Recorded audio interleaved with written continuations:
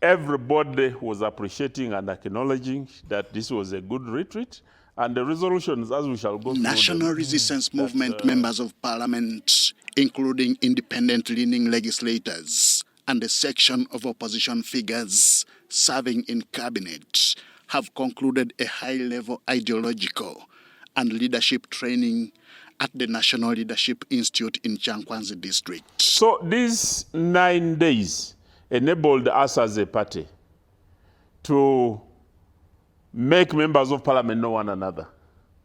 That somebody from Arua met somebody from Kisoro, and they can call each other by name. The training emphasized patriotism, Pan-Africanism, democracy, and socio-economic transformation, while addressing emerging governance challenges such as youth unemployment, digital transformation, and regional integration. But I was very keen to listen to the messages of the president, because there's what they call intent of the leader, of the principle.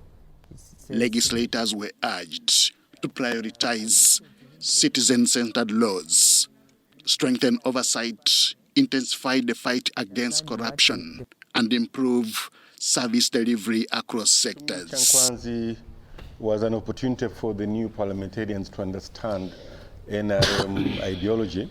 I have a private discussion with Yusuf on the issue of Pan-Africanism as an ideological position.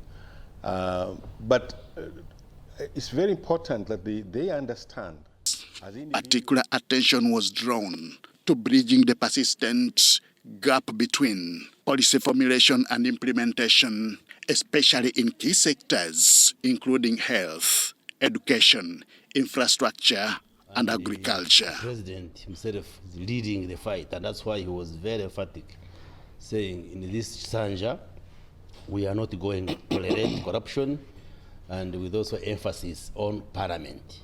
Because he had complained earlier on, it was at the function in Kororo, that he has been getting information, but he has been doubting, but he has now confirmed there are forms of corruption within parliament. And that's why at the Ngoma sitting the last day, was saying he does not want to hear or see corruption in parliament. Because I think committees and the corruption tendencies. On Behind the Headlines, hosted by Timothy Nyangweso, panelists including Dr. Chris Bariomunsi, Professor Waswa Balunyua, and Lydia Wanyoto disclosed that the retreat was held under the theme, Party Discipline Against National Interests. They looked at ideological clarity, collective responsibility, and the need for measurable results, alongside effective monitoring of programs such as the Parish Development Model and the Myoga. The idea of caucusing and giving people party cards it signifies the fact that you know whoever you give your party cards and you knew their skills. Mm-hmm. Because this is a party, you'd assume that whoever they give their party cards, they knew them. The retreat reinforced party cohesion, legislative discipline, and alignment to wealth creation, industrialization, and improved service delivery, with strong emphasis on accountability and responsiveness to citizens. To align the expectations of the people, we have a manifesto to deliver, and we hope that the public can trust us and support us to deliver to the expectations.